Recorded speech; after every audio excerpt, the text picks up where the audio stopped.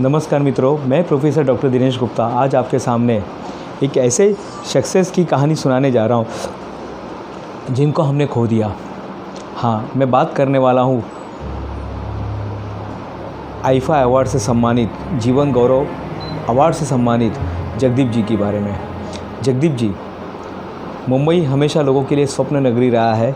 40 से 50वीं जो शतक था 1940-1950 ये था कि कई लोग जो है चित्र नगरी बॉलीवुड के लिए उनका आकर्षण था और कई लोग वहाँ पे स्ट्रगल कर रहे थे। उसी के अंदर जगदीप जी ने अपनी कहानी की, अपने इस करियर के बारे में शुरुआत किया। लेकिन उसके पहले 23 मार्च 1939 में उनका जन्म हुआ। जगदीप जी का जो असली नाम था सैयद इश्तियाक जाफरी था और उस समय जब भारत पाकिस्तान अलग हुआ उसी में उनके पिताजी का इंतकाल हो गया था। माँ काम की तलाश में मुंबई आई। मुंबई में आने के बाद आपको बताना चाहता हूँ जगदीप जी का जीवन इतना साधारण नहीं था, काफ़ी मुश्किलों से भरा था। कोई एकदम कई उतार चढ़ाव उन्होंने अपने जीवन में देखे थे और उसी समय वो कभी पतंग बेचते, कभी खिलौना बेचते, जो भी काम मिलता था वो काम करते थे। और काम करते करते एक दिन एक पर्सन उनके पास आते हैं और कहते हैं आप पिक्चर में काम करोगे क्या? बोले वो क्या होता है? पिक्चर क्या होता है उनको पता नहीं था। बोले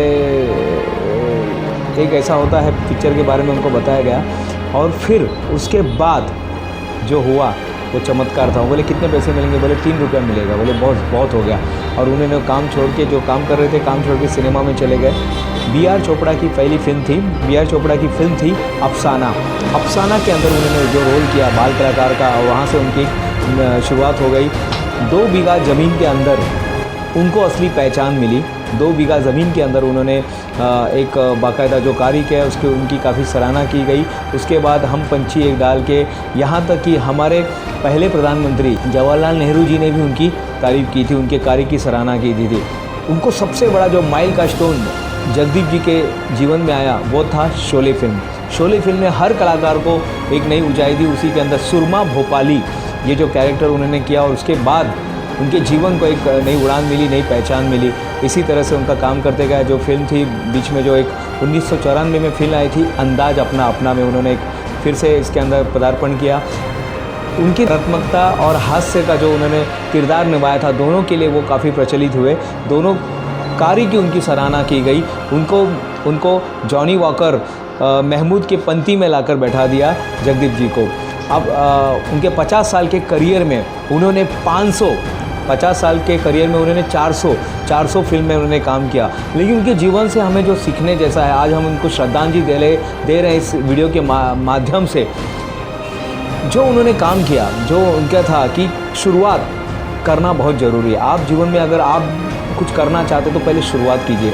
जो काम मिलता है उसको मना मत कीजिए। शायद पता नहीं कौन सा काम आपको कहाँ पर पहुँचा देगा। तीसरा, हमेशा काम करते रहिए, क्योंकि जीवन रुकने वाला नहीं है।